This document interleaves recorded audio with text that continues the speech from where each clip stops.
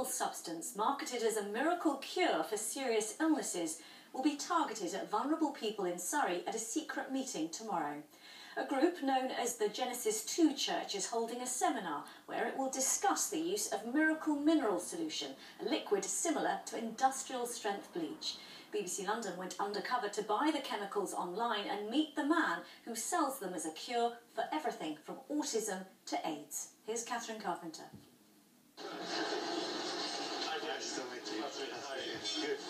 This man has come to King's Cross Station to mix us a chemical cocktail.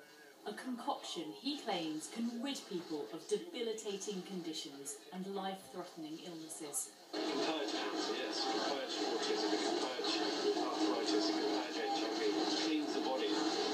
Alzheimer's too. This is Leonardo Edwards, and this is what he sold us online. Potentially harmful ingredients to make up a chlorine dioxide solution. Those who claim it has health benefits call it miracle mineral solution. But to you and me, it's basically just bleach. Miracle Mineral Solution, or MMS, is widely promoted by this group, the non-religious so-called Genesis 2 Church of Health and Healing. Tomorrow night it's holding a controversial seminar in Farnham. Organisers say those paying to attend will be shown how to use MMS, although it won't be sold there. A self-styled church. The BBC has investigated the Genesis 2 Church before. In 2013, The One Show filmed another seminar. Our man Leonardo made an appearance. 2 years on, he seems to have developed a new focus: autism. Our undercover reporter tells Leonardo he's bought the chemicals kit to treat his nephew. 22.4% sodium chloride. And then here we have the activator, which is hydrochloric acid, 4%.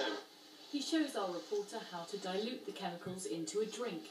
The government warns it could cause severe vomiting and diarrhoea, damage to the gut and respiratory failure. But Leonardo says it can be given to autistic children as an enema, even added to a baby's bottle.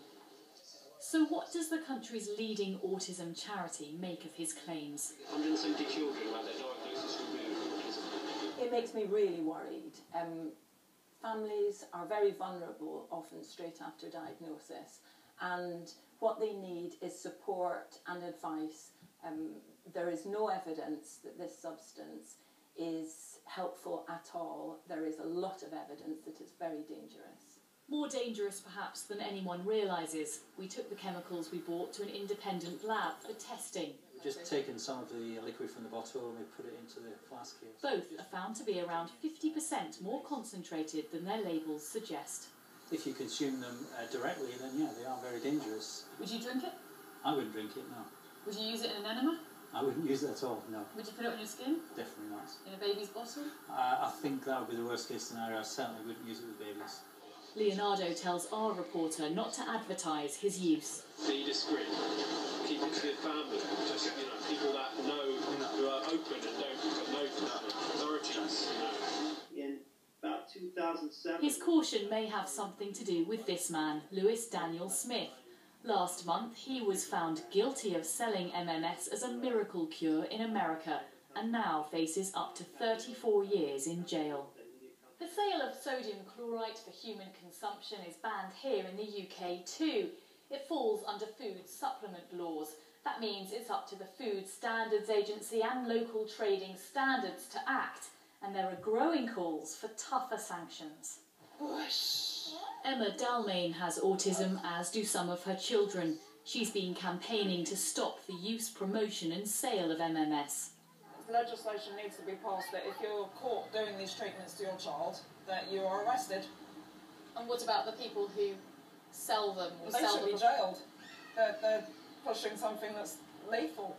She also wants the authorities to prevent seminars like the one planned in Farnham tomorrow from going ahead. Her MP is backing her call for tighter regulation.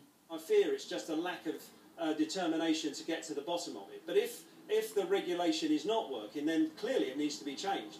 And he wants the police to investigate Leonardo. He hasn't responded to our requests for an interview. As for tomorrow's seminar, the organiser we spoke to told us she has never made any claims about autism and reiterated that although MMS will be discussed, it won't be sold at the event. The authorities say they will be keeping a watchful eye and have warned that MMS can kill and is anything but miraculous. And Catherine's with me now. Why is it so hard to clamp down on this? It feels like it should be quite straightforward, doesn't it? After all, the law is very clear. You simply cannot sell this stuff for human consumption. But as you heard there, this is treated as a food supplement and not a medicine. And that means it's up to trading standards to investigate its sale. And it's no secret, of course, that the efficiency of trading standards departments does vary from place to place, from council to council. And of course, those who promote this product are very careful indeed not to get caught out. You only have to look at how cautious Leonardo was with his language when he spoke to our undercover reporter. And what about this seminar tomorrow? Well, the location is being kept secret. Trading Standards have told us they think that's partly as a ploy to frustrate the regulators. They've issued a warning to anyone thinking of going that MMS is very dangerous indeed, and they say if you've got any of the products you should throw them away straight away. Now, looking at the issue much more widely, the Eltham MP Clive Efford, who appeared in that report, did say he's going to raise an urgent question in the House asking why the government hasn't done more to take action. OK, Catherine, thanks very much. Coming up later in the programme.